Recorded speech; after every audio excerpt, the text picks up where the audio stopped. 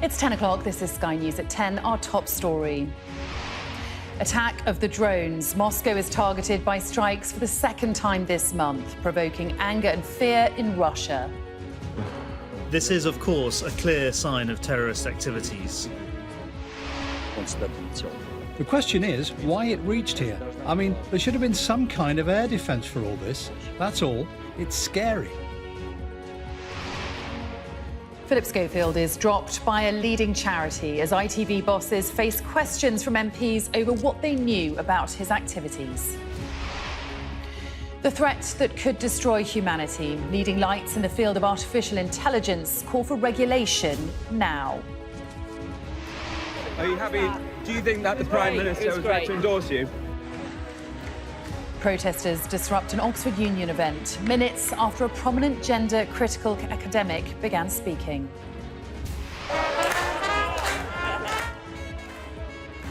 Hope amongst chaos. We speak to the migrants arriving in Europe, dreaming of a new life. A personal thank you. King Charles honours the Royal Navy sailors who played a leading role in his mother's funeral. And we'll take a first look at tomorrow's front pages in our press preview from 10:30.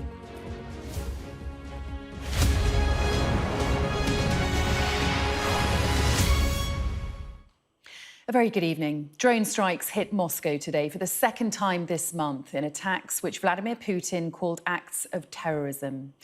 Putin's invasion of Ukraine has been felt far and wide, but for much of the war, Russia has largely avoided violence spilling over its own borders. President Zelensky has denied involvement, and there is nothing yet to suggest Kyiv is to blame. Despite that, a spokesperson for the Ukrainian government said they were pleased to watch the attacks unfold and predicted more to come. Our international affairs editor, Dominic Waghorn, has been looking at what we know. For the first time, the people of Moscow have had a taste of what they've been living through all war in Ukraine. The outskirts of the Russian capital under assault from drones, crashing into open land or damaging buildings, including this apartment block in a well-off suburb, where members of Moscow's elites have homes. Ordinary residents told Sky News they were deeply alarmed by the attacks. It's not good at all, it's bad. Yes, of course, they should be downing all the drones. It's Moscow, not a border town. This should not happen. The question is why it reached here. I mean, there should have been some kind of air defence for all this. That's all. It's scary. The attacks have prompted this accusation from Vladimir Putin, but also an admission that Russia's defences could be improved. This is, of course, a clear sign of terrorist activities. First, I want to say that the Moscow air defence system worked in the regular way, although there are things for us to work on. We know multiple different types of drones were used in the attack. According to defence intelligence firm Jane's, this one resembles the structure of a so-called Beaver UAV, which has a distinctive shape. This type of drone has previously featured in posts shared by a Ukrainian influencer. Now, Sky News has verified 4 places where drones either crashed or appear to have been shot down. And these are another 4 places where Russian authorities say they came down. Multiple air defence systems ring the Russian capital, and these are just some that we know about. Moscow says they were successful in shooting down all of the drones. To get that far, they would have had to have flown at least 260 miles from Ukraine, unless, of course, they were launched from within Russia. This expert says it's possible that Russia launched the attack on itself. Well, on the one side, this could be a Russian false flag exercise yet again, aimed to drum up Russian support for the war and perhaps a future draft that is coming in response to the Ukrainian offensive. Now, on the other side of this, it could be Ukraine. We know they have the technical capabilities to launch such a strike. But do I think they deliberately aim to target civilian centers? No. Ukraine has only ever targeted military, industrial, and energy infrastructure. And the only reason they hit civilian sites is because they were shot down by Russian air defenses. Others say Ukraine launched the drones in revenge for this. Russia's relentless attacks on its cities now happening night and day. Ukrainians woke up to yet another morning of aerial assaults that authorities say killed more than 4 people. Ukraine has promised allies not to attack targets in Russia. If it is behind this, it could alienate the West, although the UK for now is standing strong in its support. Ukraine does have the legitimate right to defend itself. It has the legitimate right to do so within its own borders, of course, but it does also have the right to project force beyond its borders. As Ukraine's drone wars escalate, it may believe it had no choice but to retaliate. Dominic Waghorn, Sky News. Phillip Schofield has been dropped as an ambassador for the Prince's Trust following his admission of an affair with a young male colleague. ITV bosses have also been asked to attend a meeting of the Department of Culture, Media and Sports Select Committee next week, where they're likely to be quizzed by MPs on their handling of the Schofield scandal. Our correspondent, Aisha Zahid, joins us now from Television Centre in West London, the home of ITV Daytime. And Aisha, this storm is far from dying down for Phillip Schofield or ITV. That's right, Sally. The crisis continues to spiral for both Phillip Schofield and for bosses at ITV. Of course, when Phillip Schofield came out and admitted to having this affair with a younger male colleague who'd been working at This Morning, at the time, he not only left ITV, he was dropped by his agent, and now he's been axed as an ambassador for the Prince's Trust. The Prince's Trust released a statement earlier this evening in which it said, in light of Phillip's recent admissions, we have agreed with him that it is no longer appropriate to work together. Of course, it's not just the admission of the affair, but also the fact that Phillip Schofield had lied to family, friends, work colleagues and to ITV bosses about it. So questions over his future professionally and what that's going to look like, but it's difficult to see him coming back from this. And then on the other side, you've got bosses at ITV trying to navigate the situation, no doubt feeling the pressure from it. Eamon Holmes, a former This Morning presenter on GB News, said that bosses had been involved in a cover-up, that they'd been aware of this relationship. That's something ITV deny. They say that there was an investigation early 2020. However, both sides denied categorically and repeatedly denied the rumours that had come to light. So ITV bosses, we know, will be facing parliamentary committee next week, which was due to take place anyway over the media bill, but no doubt MPs will be quizzing them on this whole situation. OK, Aisha, thanks very much. The threat of extinction to the human race is something more often associated with environmental collapse, a pandemic or nuclear holocaust. But today, scientists and tech industry experts joined together to raise the alarm about the dangers of artificial intelligence, which they liken to that of a pandemic or nuclear conflict. In a sign, though, of how embedded in our lives the technology already is, a firm that makes chips for artificial intelligence, NVIDIA, has been valued at $1 trillion, making it the world's 5th most valuable company. Our US correspondent, Mark Stone, has more. They are scientists, creators, academics, the people who are forming our future. They see limitless benefits to the work in front of them, but potentially limitless danger too. Their statement on artificial intelligence is short and it is stark. Mitigating the risk of extinction from AI should be a global priority alongside other societal scale risks, such as pandemics and nuclear war. It may be absurd, certainly cliched, to reach for the science fiction as we wonder what our future might hold, but the question seems to be how much of this could soon be fact. When it comes to the risk to humanity. The signatories of the statement want as much airtime as possible to warn of their concerns. The day might come when their capacity vastly exceeds that of humans, and humans lose the ability to stay in control of what it is that the machine is seeking to optimize. And at the time, it seemed in the far future. Now, it may be, as it were, galloping towards us. The Netflix series Black Mirror offers a speculative fiction, and on society's challenges it is often proving prescient. But this frightening dystopia, a world where we've made robots that do the thinking, make the decisions, was based on the work of Boston Dynamics. And look how far they've come in a decade, from this in 2010 to this year. But the people behind this have clear moral policy pledges signed with other robotic companies. The debate is prompting top-level policy discussion. AI clearly can bring massive benefits to the economy and society, and you've seen that recently, where it's helping paralysed people to walk, discovering new antibiotics, but we need to make sure that this is done in a way that is safe and is secure. Yet don't assume that the AI community is speaking with one voice on all this. It is not. People need to calm down. Professor Pedro Domingos has spent his career studying AI. So if we want to make AI safe, the best way to do it is to make it more intelligent, because it's stupidity that's dangerous, not intelligence. The worry that people have is that AI will get too intelligent and we will not be able to control it, but intelligence and control are completely different things. We can have an infinitely intelligent AI that we still control very well. Artificial intelligence is already fundamentally part of our lives. The debate over how we live with it, how we control it, has only just begun. Mark Stone, Sky News in Washington.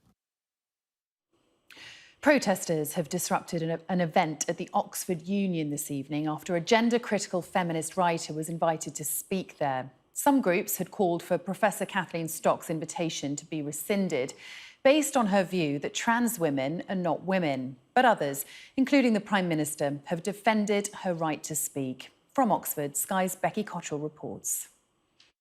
Out of the closet! Into the streets! Activism and protest are often part of the fabric of university life. But the row engulfing Oxford is bigger than this campus. It's about what many feel is discrimination and even hate speech versus an argument for free speech, even if it's divisive. Kathleen Stock is a philosopher and was a professor at the University of Sussex until she quit after a backlash to her so-called gender-critical views, namely that trans women aren't women. This evening, she addressed the Oxford Union. Saying that trans women are not women is devalidating them. It's depriving them of their identity. I think it's reasonable that people are speaking, and we can invite academic guests to speak. The question is, and our questions are asking, whether there's merit. Some, including the Prime Minister, came out in support of Stock's Oxford appearance. Rishi Sunak is expected to appoint a free speech czar this week. It's a move against what's been called cancel culture. Today, he found common ground with some of his political opponents. My message to people who disagree with Kathleen Stock is don't try and cancel the debate, go along and take part in it. Stock's talk was disrupted by this. A protester glued their hands to the floor right in front of her, causing police to intervene. No more dead trans kids read a leaflet brought into the event. For the most part, the demonstrators kept to the streets. The counter-protest was tiny in comparison, but determined. I can't see how you could possibly be on the right side of history when you're demanding that others deny the evidence of their own eyes in order to affirm your identity. That seems to be an incredibly narcissistic and dead-ended way of thinking. And there are many others who say they aren't transphobic but have concerns, for instance, about protecting single-sex spaces. Reading University professor Rosa Friedman says she is feared for her safety after speaking out. It is about time that the government does step in and remind the country what the laws are, but also what the purpose of universities are, which is to produce knowledge, but also to tackle key societal challenges in an expert and evidence-based way. Sky News, can we just ask one question? How was that? Do you think that the Prime Minister... Many trans people feel that giving speakers like Stock a platform goes as far as to question their very existence. But there was a large turnout for the event tonight. The debate around trans issues is often described as toxic. It's certainly raw and can be emotional, and it seems to be getting even louder. Becky Cottrell, Sky News, Oxford. The government had been due to hand over Boris Johnson's WhatsApp messages to the COVID inquiry today. However, the Cabinet Office has told the inquiry chair it doesn't have them and escalated the row this evening by accusing her of requesting irrelevant information. Lady Hallett has given them until Thursday to produce the messages, along with his diaries and notes. If she isn't happy with their response, they could face criminal prosecution. Our political correspondent, Ali Fortescue, has the story. Morning. Boris Johnson on the move this morning, but there's no getting away from the inquiry demanding his COVID WhatsApps, raising questions about the new Prime Minister today in Kent on a health visit. This is Chris, who I'm sure you'll know. With a man so familiar to the pandemic. But Rishi Sunak unwilling to confirm what he'll share with the COVID inquiry. I think it's really important that we learn the lessons of COVID, and that's why the inquiry was established. And we want to make sure that whatever lessons there are to be learned are learned, and we do that in a spirit of transparency and candour. The government has cooperated with the inquiry. Tens of thousands of documents have been handed over. And with regard to the specific question at the moment, the government's carefully considering its position, but it's confident in the approach that it's taken. But that approach today became a bit confusing. In April, the COVID inquiry requested from the government all of Boris Johnson's unredacted WhatsApps and diaries over a 2-year period at the height of the pandemic. In May, the Cabinet Office responded, arguing that much of that material would be unambiguously irrelevant, some of it potentially personal and private. The COVID chair, though, remained resolute, but allowed today's publication deadline to slip until Thursday. Baroness Hallett also revealed that the inquiry was informed that the Cabinet Office does not have in its possession either Mr Johnson's WhatsApp messages or Mr Johnson's notebooks. This is all quite curious. The government don't have Boris Johnson's documents, but Team Johnson say that Cabinet Office officials went to his office to examine his notebooks in person. They say that Boris Johnson is very happy to share all of the relevant information. So why then is the government willing to risk a very public battle with the COVID inquiry? There's lots of public inquiries, but this is, I think, quite unique. Whatever the truth, there may be something in keeping the documents out of sight for the Prime Minister. He was Chancellor throughout that process, and there will be other ministers who are still around the cabinet table who will have concerns as well. But these should be messages about government business. It should be in the context of this unprecedented thing happening in the UK and all around the world that nobody really knew how to deal with. Do you think they're trying to protect Boris Johnson? I think there's an element of that, yes, because for the Prime Minister, his support base is his MPs. He hasn't faced a popular vote. The members did not choose him, so you only have your MPs to draw on. And there are those who think a dangerous precedent is being set. The issue of relevance that's important. This committee, this group, have to set out the relevance of their requests. Very specifically, what are they after? Why are they after it? We need to understand what their purpose is in getting it. Otherwise, it just becomes another fishing trip in the hope that something interesting will pop up. What do the WhatsApp messages tell us about your behaviour during lockdown? Do they further impugn your integrity, sir? Is your political career over, Mr Johnson? That not yet clear. What is clear is that Rishi Sunak's troublesome predecessor continues to loom large over a Prime Minister trying to move on. Ali Fortescue, Sky News, Westminster. And our chief political correspondent, John Craig, is at Downing Street for us this evening. It's been an interesting development, hasn't it, John? The Cabinet Office saying initially we won't give you this material and now saying they don't have it. How could this all play out? Well, it's getting more and more acrimonious because if you thought that an extension of the deadline, which passed at 4 o'clock this afternoon to Thursday at 4 o'clock, made the threat of a legal battle in court less likely, well, you'd be wrong probably, because tonight the Cabinet Office has issued a very punchy and hard-hitting statement basically insisting, no, we're not going to hand this material over. The Cabinet Office says in its statement, we're firmly of the view the inquiry does not have the power to request what it calls unambiguously irrelevant information beyond the scope of the investigation. Now, what they're objecting to handing over is WhatsApp messages of government employees, which are not just about work, they say, but entirely personal and relate to their private lives. And the Cabinet Office is saying people working for government have a right to a private life. So that's the argument. The government is saying that the inquiry does not have the power to get hold of these personal emails and so on. It could place a future government in jeopardy, in a harmful precedent, and so on. So here we have this situation where Boris Johnson claims to have handed over stuff. He's angry about the fact that some of it ended up with the Police and the Privileges Committee inquiry over in Parliament. And yet we've got the Cabinet Office saying it doesn't have everything, and neither side seems ready to back down. And we do seem to be heading towards a legal battle, perhaps as early as the end of this week. Remember, the government wanted to extend this deadline to Monday. Baroness Hallett said no, it's Thursday. But the government is so adamant about not handing over this material, it does seem slightly odd that they wanted an extension. But as of tonight, the Cabinet Office has come out fighting and said, no, we're not handing over all this information you want. OK, we'll have to see what happens on Thursday. John, thanks very much. Sky News has been reporting from the Mediterranean this week, where more than 600 people had to be rescued from an overcrowded boat off the coast of Italy. They had been trying to make their way to Europe on one of the busiest routes for migrants. The 600 people we saw being rescued at sea are now being processed at the Italian Adriatic port city of Bari, from where Sky correspondent Adam Parsons sent this report. The Geo-Barents arriving in Bari, accompanied by Coast Guard and police boats. Yes, Bari pilot, Geo-Barents, over. Okay, please keep your position at least 1 mile off the entrance. We are waiting instruction for you. Its tumultuous journey ending in the calm waters of port.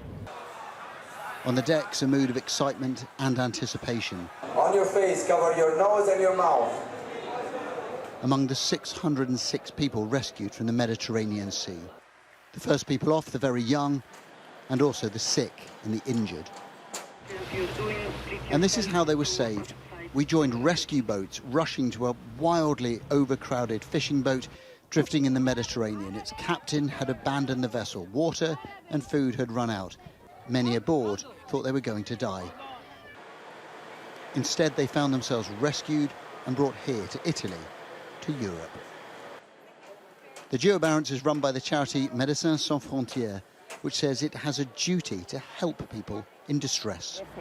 So for me, it's not the length of time, it's the privilege of being able to be with somebody, even when they're experiencing a terrible moment in their lives, but also that moment of hope that I am able to see, particularly during these rescues. But then things slow down. Disembarking hundreds of migrants is a painstaking process that stretches on for hours, and people get restless. The response is creative. Simon, a nurse from Belgium, produces his trumpet. And the mood lightens. Laughter creates calm. Waiting in the crowd is Hamdi, an Egyptian who we met after the rescue, with ambitions to become a footballer. At last, he is summoned to go ashore. Hamdi, how are you feeling right now? I'm super excited. What kind of reception do you think you're going to get? The best reception, as usual. I feel welcome, I feel like I'm home. Whether you think these people are asylum seekers or refugees or economic migrants doesn't matter, because what we've seen on this journey is a profound truth, that desperate people will go to extraordinary, dangerous lengths if they think it will improve their lives, and that is at the very heart of migration. Hamdi, like everyone else, now faces the scrutiny of the authorities in Italy, a country where the government is trying to rein in migration. His future is uncertain, but for the moment, he's simply happy to have reached Europe. Adam Parsons, Sky News, Bari.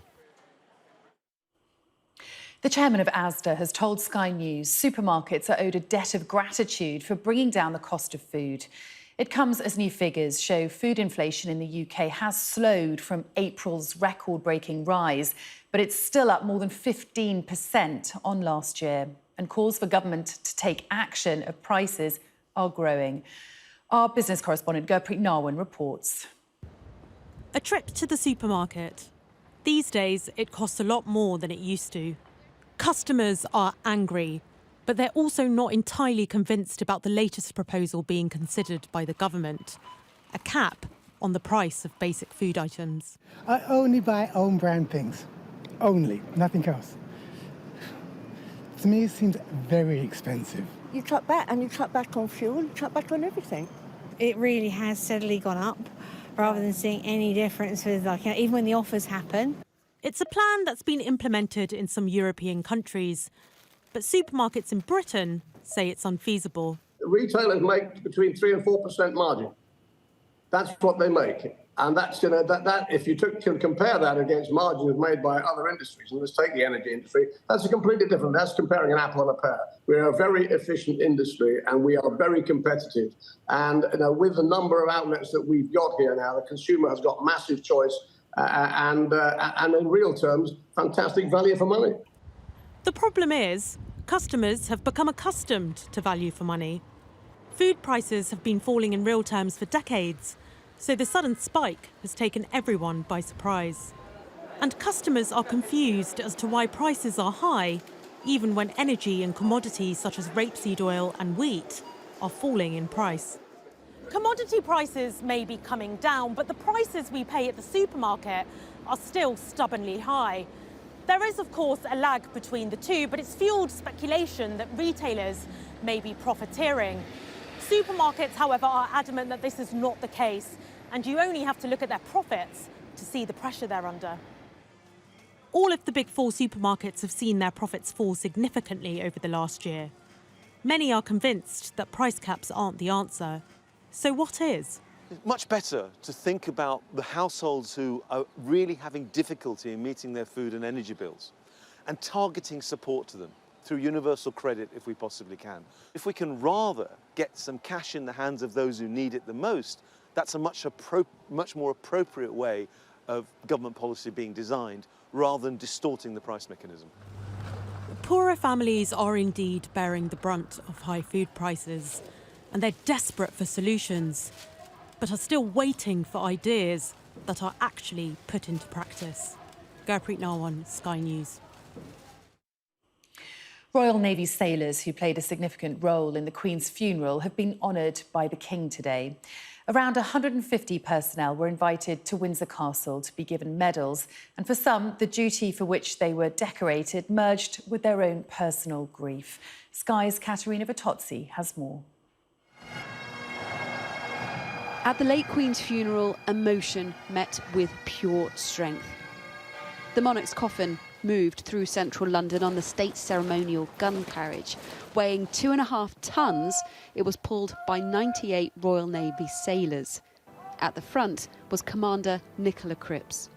We were unsure if it was going to be lots of applause or lots of silence. As it was, as the funeral cortege passed through, the crowds fell silent, and the connection between people became very apparent. Individuals would reach out and touch each other as they saw the gun carriage pass.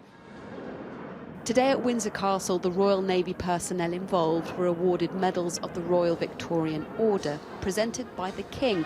It's recognition for those who served the monarchy in a personal way, on a day that for sailor Jessica King combined public duty with private grief.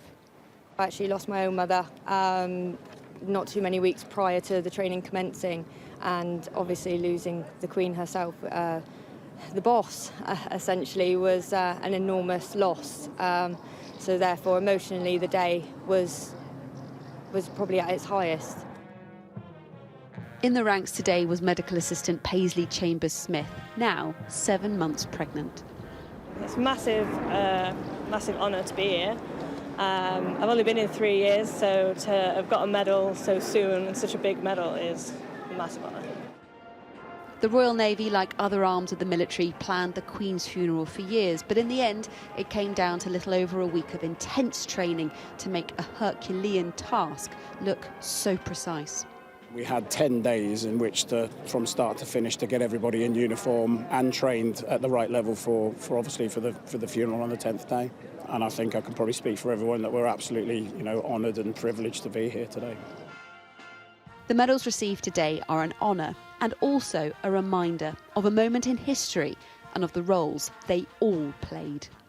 Katerina Vitozzi, Sky News.